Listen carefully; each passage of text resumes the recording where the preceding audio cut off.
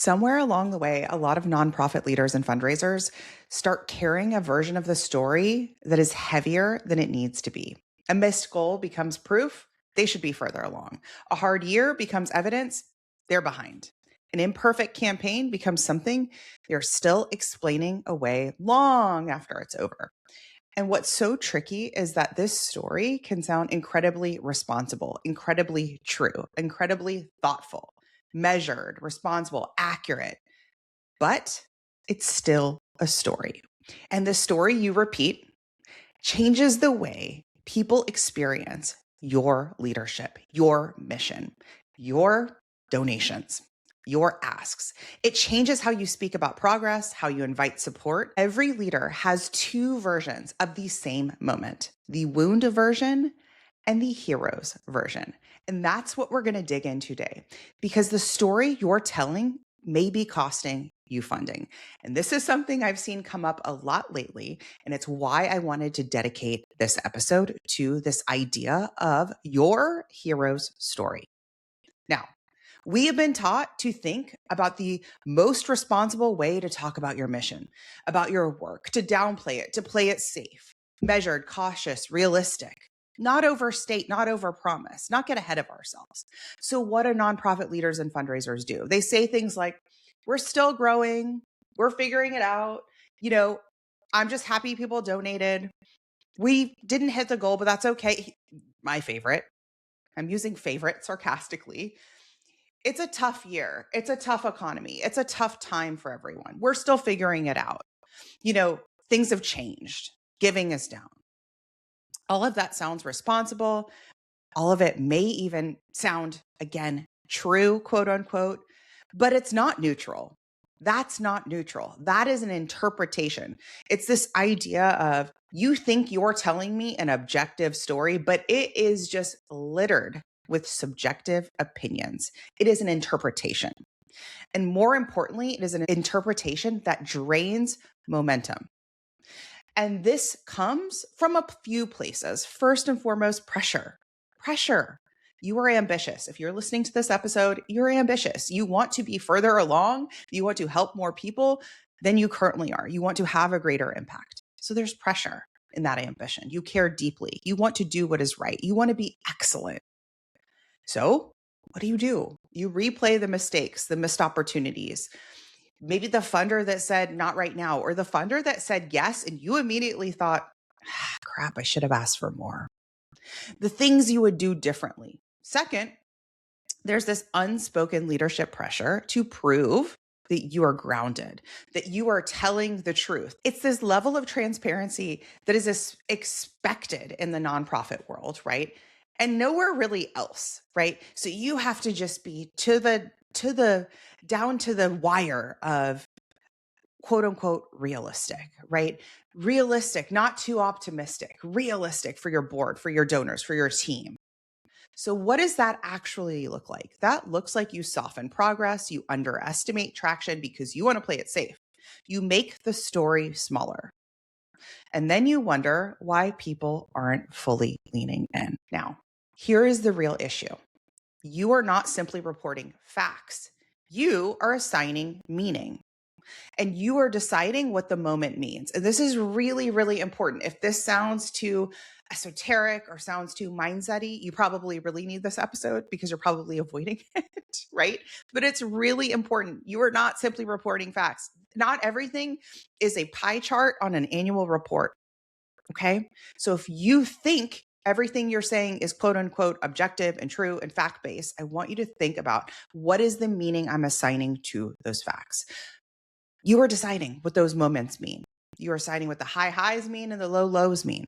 You are deciding what a year over year plateau means. This idea of, if you've ever heard the saying, there's math and then there's drama. We are talking about how you are conflating the math into drama, how you are making the math very, very dramatic.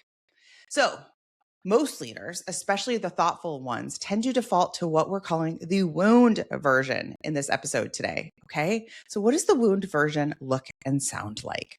The wound version looks like we should have done more, we should be further along, especially for my founders out there. This is one. You're definitely thinking we should have been further along. I should have said that differently. I should have had a different result. That campaign did not perform. Here's the thing. That is not data. That is a story you're telling, and a pretty crappy one. And when you start repeating that story, it leaks everywhere. I want you to think about this idea of a cough being contagious. Okay. So if we know a cough is contagious, we can all agree, right? What if your wound story is like a cough and you're coughing that wound story to donors, to sponsors, to prospects, to staffers, to board members? You cough that wound story to your board. How do they leave the board meeting? They leave driving home going, yeah, it's a tough time out there. Year over year, we're just lucky to scrape by, right? They're repeating your own wound story. It leaks in your emails, your donor conversations, your campaign language, your board updates, your confidence, and then their confidence. And that hesitation is expensive. It's expensive in two ways. It's expensive financially. It will hurt your donations. It will hurt your funding. It is expensive from an energetic standpoint. You're going to hear and feel more burnout from that point. So this episode was actually inspired by several of my clients, and one in particular. And this particular leader is years in, around 6 years of building the organization. And in a recent conversation, she let it slip out. I was like, ooh, there's the wound story, right? That belief. They should be further along by now. They should be further along by now. They should have done more by now. They should have absolutely have more major donors by now. They shouldn't have made these mistakes. The programs should be more like this and like that. Certain milestones felt hard to talk about because there was really some guilt and even some shame attached to them. And it was clear to me that this was not just like a fleeting idea, just kind of a low moment, but this was occupying more than just living in her head. It was affecting how she talked about the organization, how she presented the organization. And that is everything. So I stopped her. I was like, hang on. I know you didn't come for coaching about this, but we need to coach on this. Let's kind of pull this thread, because how you talk about the mistakes and the milestones affects everything. Now, this may be contrary to the default thinking, but every funder is not expecting you to be an A+ student. You're like especially if you're under year 10, you're like a startup, right? You are literally building this from scratch. So donors are okay, y'all. We're okay. If there were some peaks and valleys, some winding things along the way, some curveballs, some plot twists. But when you don't present them and instead you just harbor this belief, I should be further along by now, you are actually repelling, right? You're repelling more funding. So she was framing, this particular organization was framing how she talked about the progress, the milestones, and how that then inferred how she boldly or did not boldly ask for support. Because if you're coming from this idea of like, we should be further along by now, I've made some mistakes. And, I just like kind of this shrug energy of frustration, right?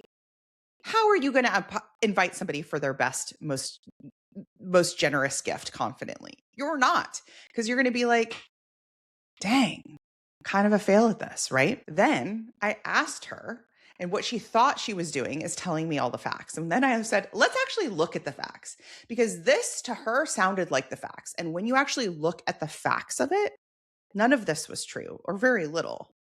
So there was significant growth year over year.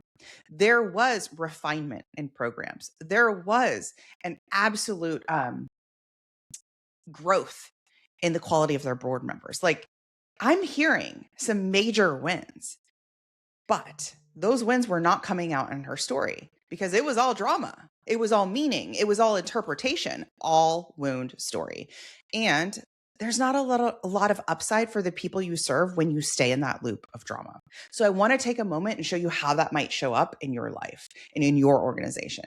So as I'm going through this today, you can think to yourself, like, what do I kind of just feel like I should be answer this. What should I be further along out by now? And I'm not. Or how do I feel about my last 3 fundraising campaigns? So one of those 2 prompts will probably give you a little bit of your wound story coming up, and that's what we're going to work through today. So we're going to talk about the antidote to this, okay? This is called the hero's story. Now, We're going to create your hero's version of this, not the saviorism and make the donor the hero that is like old school fundraising. We're not doing that. Okay. We've heard so many times that that's it, right? That like make the donor the hero.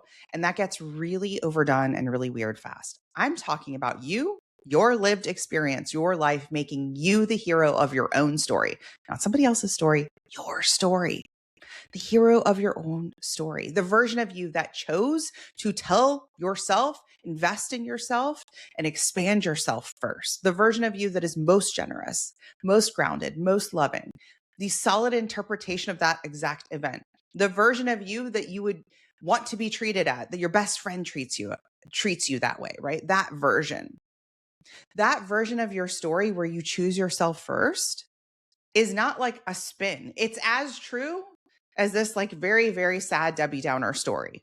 Okay. And one of them has a better outcome than the other. One of them moves you towards your mission. The other moves you away from your mission. This isn't about like, a spin. This isn't about denial. We can still look objectively at something and go, yeah, my goal was X. I raised Y. I didn't make my goal. And also tell the hero story version of that. It's not fake positivity. It's the hero's version. Who are you for showing up and doing that campaign? Who are you even though you didn't hit your goal? Every leader has two versions of the exact same moment, the hero story and the wound version. So here's the process of moving from one to the other. You want to take a moment in your organization and find the thing that feels a little wobbly, a missed goal, a campaign that underperformed, maybe an anniversary or a milestone like this one client, a turning point, a decision maybe you wish had gone differently, a season where you should have done more, raised more, known more, said it better, any sort of like critic that's coming out. You're going to literally write out the wound version. Just tell the unfiltered one. And this may be tough. This may be like, I don't want to go there, but I promise you it's running in the background anyway. So you may as well take 10 minutes and tell the unfiltered version. You're like, yeah, I should have negotiated a better rate with the vendor for the gala. I should have asked for more money, whatever the thing is. Just write it out. Do your best to just write it out without judging it too much.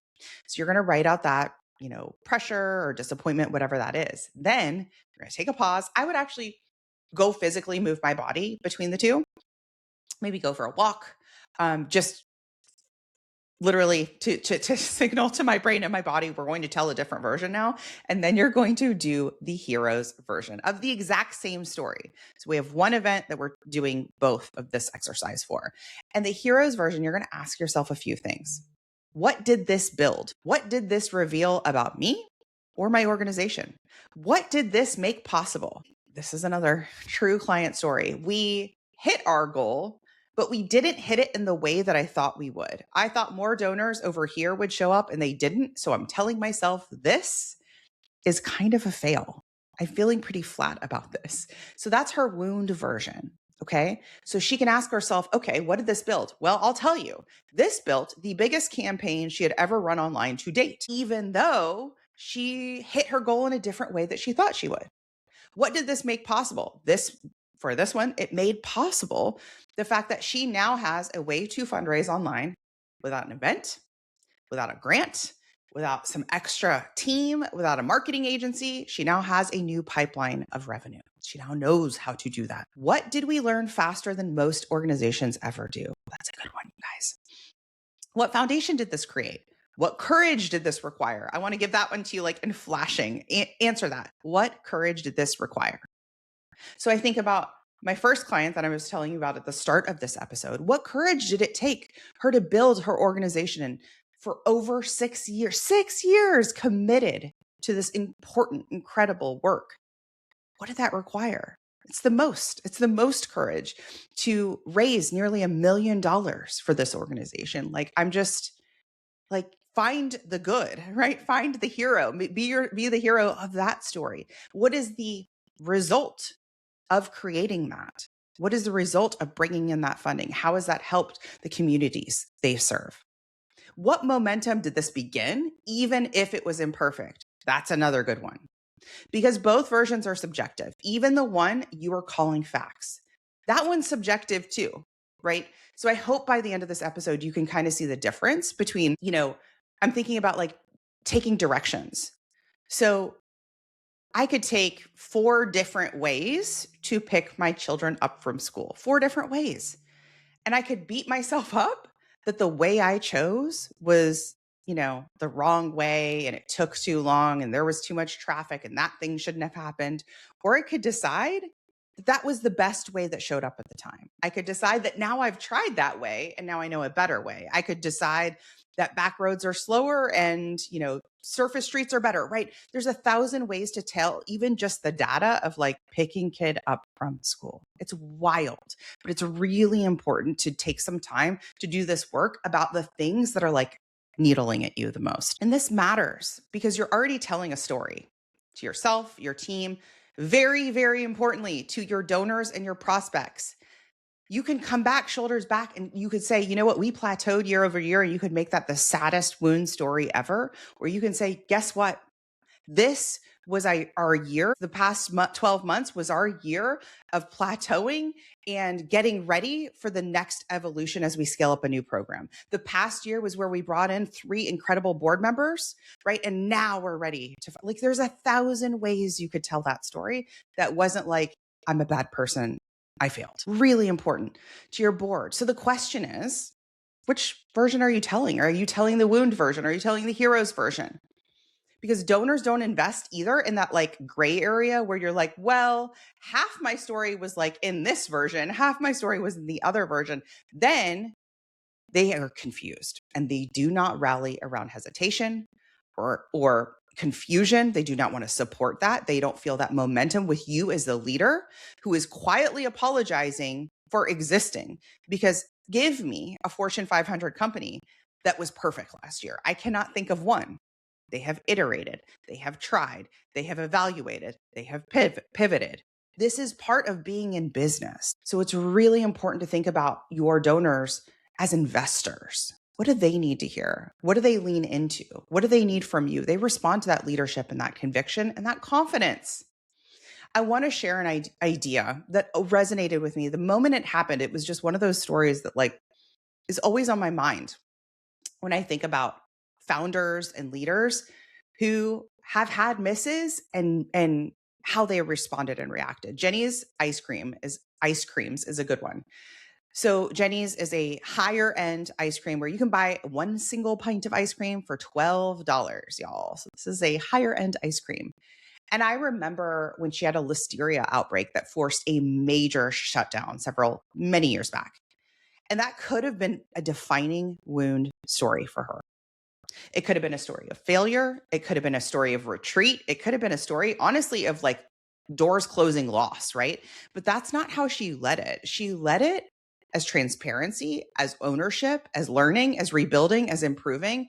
I believe I'm more resonant with her as a founder and that company because of her transparency and leadership in this. And that really matters because even if you are going through a hard moment, leaders who go through a hard moment with honesty and that conviction to go through it, you create more stronger, deeper, trusting relationships. Super fans are built in those moments.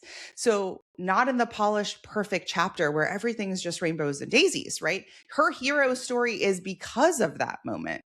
The rebuild, the growth, that's her hero story, not the go quietly into the night pretending it didn't happen. We know those, right? We've seen those online. You see those on social media where people are like, I'm just not going to say anything and it'll go away, right?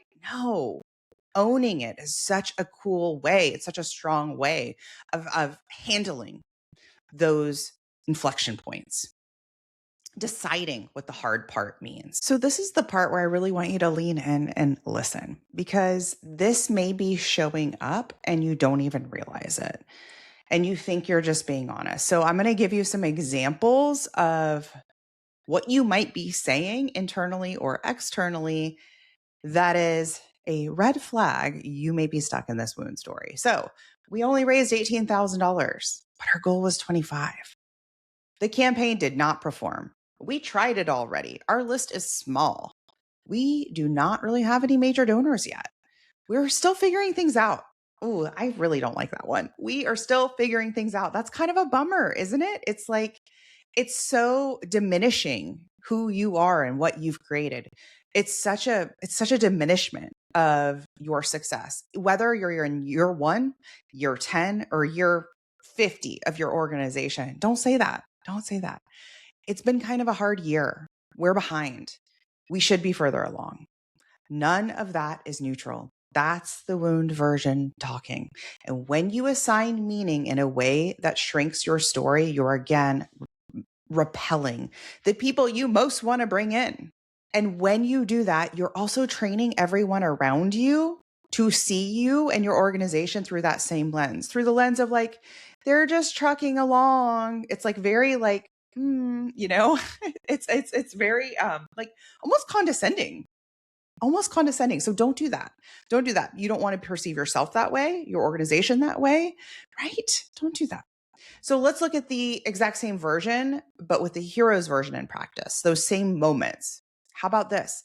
We brought in 47 new donors and $18,402 in a focus campaign. And now we know how to improve as we scale. I can't believe it.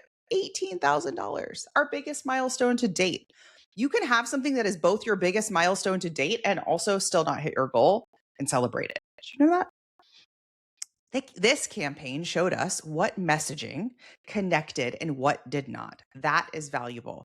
The learnings inside a campaign that quote unquote failed are just so juicy. And so many of you are missing them because you're deciding the campaign didn't work instead of finding the gold. The gold is inside the campaign. What messages connected, what asks connected, and what didn't. We tested this before, and now we're coming back with a stronger strategy. Our list is growing and people on it are engaged. Our click-through rate is amazing. We are actively building a stronger donor pipeline. This year clarified what works, what does not, and where our next growth is. We have built the foundation that many organizations skip, and now we get to expand from there.